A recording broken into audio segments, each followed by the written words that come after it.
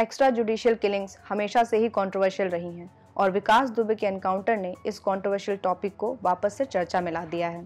Accountability set करने के लिए सुप्रीम कोर्ट और नेशनल ह्यूमन राइट्स कमीशन ने गाइडलाइंस दिए हुए हैं। Justice M.N.. वेंकटचलैया ने फेक एनकाउंटर केस को सुनते हुए 1997 में पुलिस के लिए 2 एक्सेप्शंस दी। पहला सेल्फ डिफेंस, दूसरा सीआरपीसी की सेक्शन 46, जिसमें पुलिस को ऑथराइजेशंस मिली हैं कि वो नेसेसरी फोर्स एक्यूज्ड को अरेस्ट करने के लिए इस्तेमाल कर सकता है जिस पर कम से कम उम्र कैद या मौत की सज़ा का आरोप हो। 2014 में PUCL versus state of Maharashtra case पर मुंबई पुलिस के एनकाउंटर किलिंग्स पर सुनवाई करते हुए उस समय के chief justice of India RM Lodha और जस्टिस RF नरिमन ने स्टैंडर्ड प्रोसीजर को लेकर 16 पॉइंट्स की गाइडलाइंस जारी की। जब भी पुलिस को किसी भी क्रिमिनल एक्टिविटीज़ की इन्फॉर्मेशन मिले तो उस इन्फॉर्मेशन को रिटन या इलेक्ट्रॉनिक फॉर्म में रिकॉर्ड करना ज़रूरी है और उस रिकॉर्डेड स्टेटमेंट में सस्पेक्ट की डिटेल्स और लोकेशन रिवील नहीं होनी चाहिए। अगर टिप ऑफ फॉलो करते वक्त पुलिस फायर आर्म्स का यूज़ करे जिसमें किसी की डेथ हो जाए तो उसके खिलाफ FIR दर्ज कर कोर्ट में भेजना और ऐसे मामलों की जांच इंडिपेंडेंट CID टीम से करवाना ज़रूरी है।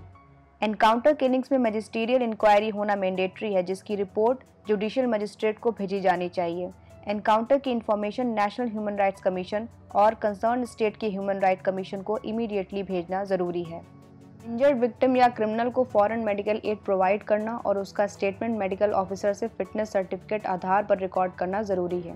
ऐसे मामलों में FIR, पंचनामा, स्केच, पुलिस डायरी को without any delay concern court में भेजा जाना चाहिए। मामले की फुल इन्वेस्टिगेशन के बाद एक रिपोर्ट कॉम्पिटेंट कोर्ट में भेजी जानी चाहिए। एक्यूज क्रिमिनल के डेथ के मामले में उसकी फैमिली को फॉरेन इंफॉर्मेशन देना और सभी एनकाउंटर किलिंग्स की बाई एनुअल स्टेटमेंट DGP द्वारा निर्धारित फॉर्मेशन में और निर्धारित समय पर नेशनल ह्यूमन राइट्स कमीशन को भेजना अनिवार्य है। रॉन्गफुल एनकाउंटर्स के लिए गिल्टी पुलिस ऑफिसर को सस्पेंड कर डिसिप्लिनरी एक्शन और सेक्शन 357 CRPC के अंदर विक्टिम्स के डिपेंडेंट को कंपनसेशन दिया जाना चाहिए। फॉरेंसिक और बैलिस्टिक की जांच के लिए कंसर्न पुलिस ऑफिसर को अपनी वेपन सरेंडर करना भी कंपलसरी है।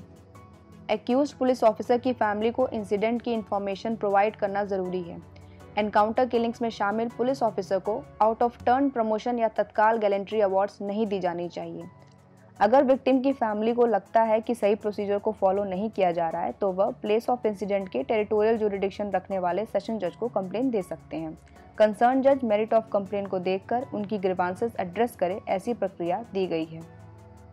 सुप्रीम कोर्ट ने इन गाइडलाइंस को इंडियन कॉन्स्टिट्यूशन के आर्टिकल 141 के तहत लॉ डिक्लेयर किया है। एनकाउंटर किलिंग्स की फ्री एंड फेयर जांच होनी चाहिए जिससे कॉन्स्टिट्यूशन के आर्टिकल 14 में डिस्क्राइब्ड रूल ऑफ लॉ के इम्पोर्टेंस पर प्रश्न न खड़े हों। 22 जुलाई को सुप्रीम कोर्ट ने विकास दुबे की एलिज्ड फेक एनकाउंटर की इंडिपेंडेंट जांच के लिए एक कमेटी सेटअप की है जिसमें law commission chairman VS Chauhan और former Uttar Pradesh DGP KL Gupta हैं।